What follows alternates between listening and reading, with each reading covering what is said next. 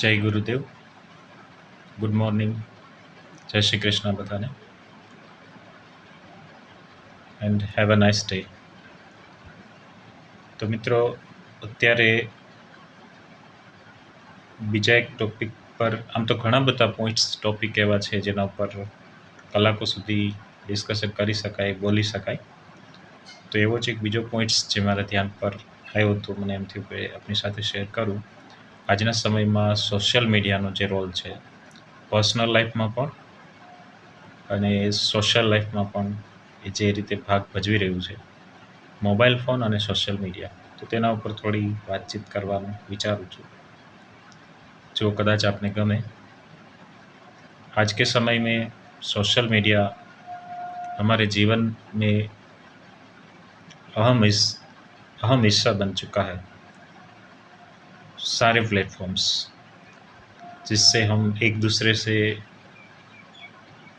जोड़ने और सूचनाओं का आदान प्रदान करने का जो हमें आसान तरीका देता है. सोशल मीडिया हमें दुनिया भर की खबरें, घटनाएं और विचार साझा कर सकते हैं सोशल मीडिया से, उसके माध्यम से. लेकिन इसके साथ साथ इसका नकारात्मक और नेगेटिव पहलू भी है, वो सामने आया है.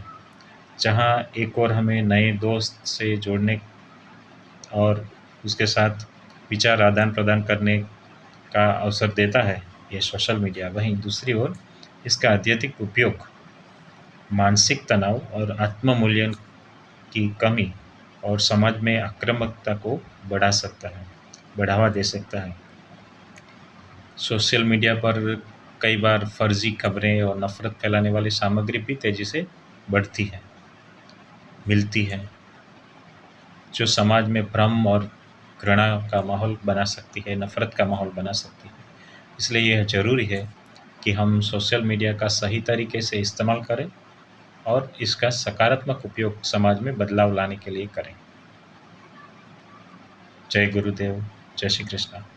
तो कुल कहने का मतलब है कि हमें ही देखना है, व्यक्ति को ही, कि इसको और विवेक बुद्धि से उसको अलग करना है कि क्या सही है, क्या गलत है और कितना उपयोग करना है.